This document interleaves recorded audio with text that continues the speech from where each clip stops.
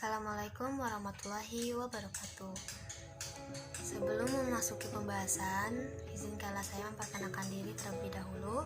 Nama saya Alia, saya kelas 12 TKJ 3. Materi kali ini yaitu Virtual Private Server atau VPS. Hasil informasi tentang VPS atau Virtual Private Server. Yang pertama, VPS digunakan pada website yang membutuhkan sumber daya besar, karena penggunanya tidak perlu berbagi sumber daya dengan website lain seperti halnya pada secara pasti.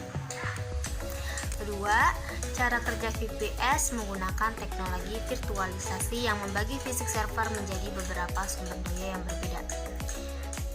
Jadi dengan sumber daya pribadi, performa website dari pengguna server ini tidak akan terpengaruh oleh pengguna lainnya. Kalau diibaratkan server VPS adalah sebuah gedung apartemen, nah di dalam satu gedung itu terdapat unit-unit apartemen dengan fasilitasnya sendiri-sendiri, mulai dari ruangan-ruangan, perabot sampai dengan alat elektronik di tiap unitnya. Antara satu unit dengan yang lain tidak saling mengganggu, apalagi sampai berebut fasilitas. Lanjut, yang ketiga, VPS hosting memberi akses ke granted resource serta kendali penuh tanpa harus mengelola server sendiri. Medium hingga website dengan traffic tinggi, website yang membutuhkan resource besar, dan website e-commerce. Tak hanya itu, bisnis online yang memang mengincar keuntungan yang meningkat drastis juga bisa memanfaatkan kestabilan dari layanan hosting ini. Hasil analisis tentang VPS. Yang pertama ini pengertian VPS. Apa sih itu VPS atau Virtual Private Server?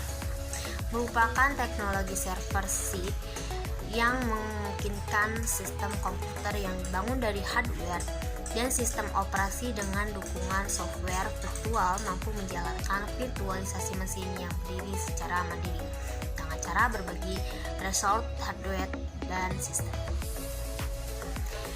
Biasanya user VPS hosting adalah para web owner yang situsnya sudah memperoleh traffic melebihi limit paket syarat hosting, tapi masih belum membutuhkan resource dari server khusus. Kemudian yang kedua, faktor-faktor yang diperlukan dalam memilih VPS. Sini ada 4. Yang pertama ada HDD atau hard disk drive. Kemudian yang kedua operating system atau OS. 3 backup, dan yang keempat adalah lokasi. Kita akan membahas yang pertama dulu, HDD atau hard disk drive. Apa sih itu HDD? HDD ini adalah salah satu hal yang perlu dipertimbangkan dalam memilih VPS untuk sistem atau website. Adalah hard disk yang digunakan. Nah, saat ini banyak penyedia VPS menggunakan SSD atau solid state drive untuk mendukung server khusus. Nah, SSD ini dapat membaca data lebih cepat dari SATA dan SAS.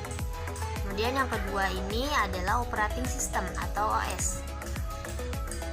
Sebagian besar server menggunakan Linux untuk menjalankan VPS, namun ada juga penyedia VPS yang menawarkan VPS murah dengan OS Windows. Cukup sesuaikan dengan kebutuhan, apakah ingin menggunakan Linux atau Windows. Yang ketiga ini backup. Nah, backup ini dimana pengguna ini harus mencadangkan datanya agar tidak hilang. Kemudian yang keempat, lokasi. Nah, tidak semua VPS di Indonesia menempatkan servernya di sini. Sebagian besar penyedia layanan bahkan menggunakan server yang berlokasi di luar negeri. Lokasi mempengaruhi koneksi antar klien dan server. Next, yang ketiga ini adalah jenis-jenis VPS. Ada OpenVZ, kemudian KVM atau Kernel Based Virtual Machine, kemudian HVM atau Hardware Virtual Machine, dan yang keempat ini yang terakhir Hyper-V. kita bahas yang pertama dulu, OpenVZ. Nah, OpenVZ ini merupakan tipe VPS yang paling umum ditawarkan karena tingkat pengguna resource-nya itu cukup rendah, tapi ini mengakibatkan banyak hosting provider menjualnya lebih dari batas seharusnya atau overselling. Nah, kemudian OpenVZ ini tidak bisa menggunakan sistem operasi Windows.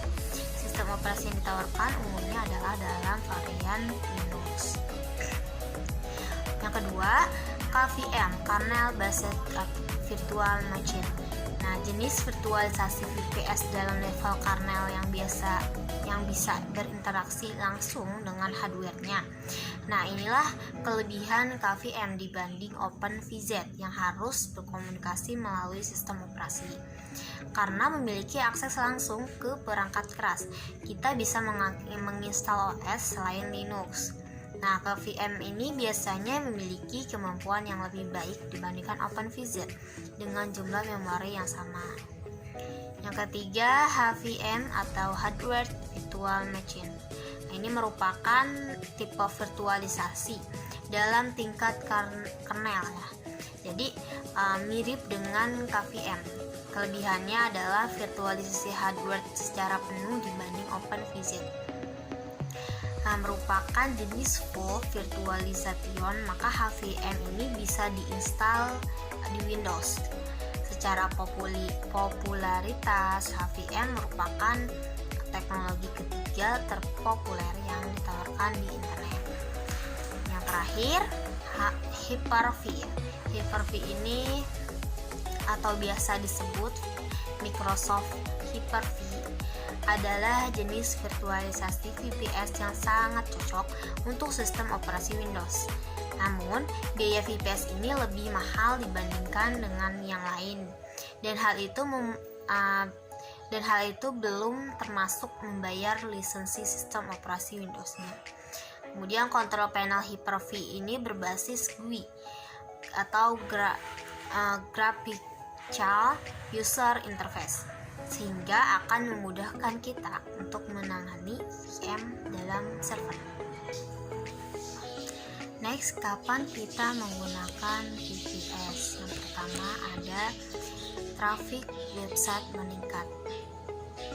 Nah, apabila website sudah mendapatkan traffic yang terlalu tinggi, maka sebaiknya segera berpindah ke layanan VPS. Perlu menggunakan layanan virtual private server untuk mendapatkan resource dan bandwidth yang lebih besar. Jadi kecepatan akses dan performa website tidak akan terganggu. Kemudian yang kedua ada ingin memiliki kontrol penuh terhadap website.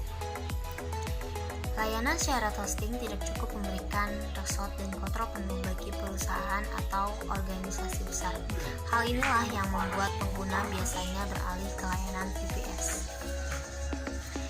Yang ketiga, membutuhkan penyimpanan file berukuran besar.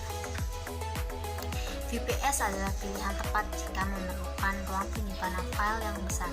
Dibandingkan dengan jenis hosting yang lain, VPS bisa dibilang menawarkan ruang penyimpanan besar dengan harga terjangkau. Yang keempat, membutuhkan server yang lebih aman.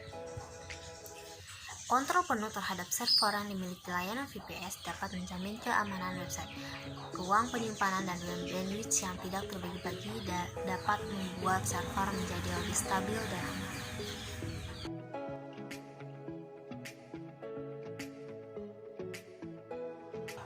Tips memilih VPS. Gambaran pertama ini mengidentifikasi kebutuhan. Jadi dengan mengidentifikasi kebutuhan, kita akan lebih mudah dalam menentukan layanan hosting VPS yang dibutuhkan. Yang kedua, gambaran kedua, pilihan sistem operasi. Di sini biasanya lambang dari OS Linux ya. OS Linux ini sekilas lebih populer dibandingkan dengan Windows. Selain karena open source dan gratis, OS Linux ini menawarkan pengelolaan yang jauh lebih fleksibel dibandingkan kompetitornya. Gambaran ketiga, kapasitas bandwidth bulanan. Mayoritas layanan VPS menentukan batas kapasitas penggunaan bandwidth setiap bulannya. Nah, ketika Jika penggunaannya sudah melebihi kapasitas akses ke VPS menjadi lebih lambat. Nah, pastikan memilih layanan VPS yang tidak mengenakan biaya tambahan untuk kelebihan bandwidth pada penggunaan normal. Gambar yang keempat, RAM dan CPU. Ini gambarnya hanya RAM. Perlu tahu bahwa kapasitas RAM dan CPU yang ada pada server VPS memiliki batasan. Semakin banyak website pada server tentu akan berpengaruh terhadap kinerja RAM. Gambar yang kelima, ruang penyimpanan. Nah, jadi layanan VPS menyediakan ruang penyimpanan yang cukup besar untuk menyimpan berbagai macam file. Namun, besaran ruang penyimpanan yang ada tergantung dari paket yang dipilih. Jadi, perlu mengetahui kebutuhan server dan ukuran data sebelum memilih layanan VPS.